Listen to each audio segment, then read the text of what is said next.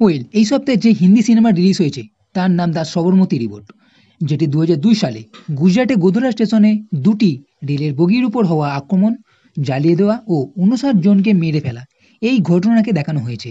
সিনেমার main topic হচ্ছে এই ঘটনা অ্যাক্সিডেন্ট নাকি সাজানো।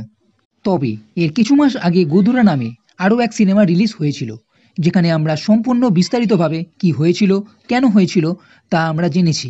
তাই এই ঘটনার উপর ভিত্তি করে তৈরি দ্য সবরমতী রিপোর্ট। এই সিনেমাতে নতুন কি আছে, নতুন কিছু কি দিক দেখানো হয়েছে, সেটাই হচ্ছে দেখার বিষয়। আর এখানে আছে বিক্রম মেসি, যে একজন পত্রকার, এর সঙ্গে টিভি নিউজ চ্যানেলের এক ক্যামেরাম্যান হিসাবেও কাজ করছে। কিন্তু এই ঘটনা ঘটার পর টিভি চ্যানেলের এক অ্যাঙ্কার মনিকা ও তার সংগঠন, মানে এই টিভি চ্যানেলের, এটিকে অ্যাক্সিডেন্ট হিসাবে দেখানোর চেষ্টা করছে। এর সঙ্গে সমীর, সত্য কথা বলতে গেলে তাকেও আটকানোর চেষ্টা করা হয়। এর কিছু বছর পর, মানে 5 বছর পর, আরও একজন নতুন পত্রকার এই টিভি চ্যানেলে, রাশি খান্না মানে অমৃতা, এখানে আসে। এই ঘটনা নিয়ে তদন্ত শুরু করে, যেখানে সমীর সাহায্য করছে।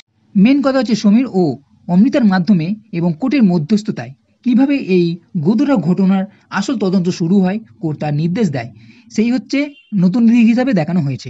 এবং এর আরও একটা দিক আছে, সমীর যে এই 59 জন মারা গেছিল তাদের সত্যটা সামনে আনতে চায়, এবং জার্নালিস্ট মন্নিকা ও তার টিম এই ঘটনাকে লুকানোর চেষ্টা করছে।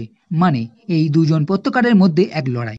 সিনেমার ফার্স্ট হাফ ঠিকঠাক আছে, তবে সমীরের কাছে যখন এই অমৃতা আসবে এই ঘটনা সম্বন্ধে জানার জন্য, তখন থেকে সিনেমার মধ্যে একটা জমকালো ভাব দেখা যাবে। এটা যেহেতু একটু অন্য ধরনের সিনেমা, আর ঘটনার সত্যতা আমরা কম বেশি সবাই জানি, তাই সিনেমা হিসাবে এই সিনেমাটা কতটা লোকের ভালো লাগতে পারে সে বিষয়ে বলতে পারছি না। তবে যারা 2002 সালের ঘটনা সম্বন্ধে অনেক কিছু জানে না, তাদের জন্য এই সিনেমাটা একটা জ্ঞানদায়ক হিসাবে হতে পারে। তবে এই সিনেমাটা, মানে পুরো সিনেমাটা আপনাকে অতটা বোর করবে না। তবে সিনেমা দেখবেন কি না সেটা আপনার বিষয়। তো বন্ধুরা, এই ভিডিও যদি ভালো লেগে থাকে তাহলে লাইক করো, কমেন্ট করো, শেয়ার করো, আর এই চ্যানেলটির সাথে হতে কখনোই ভুলবে না।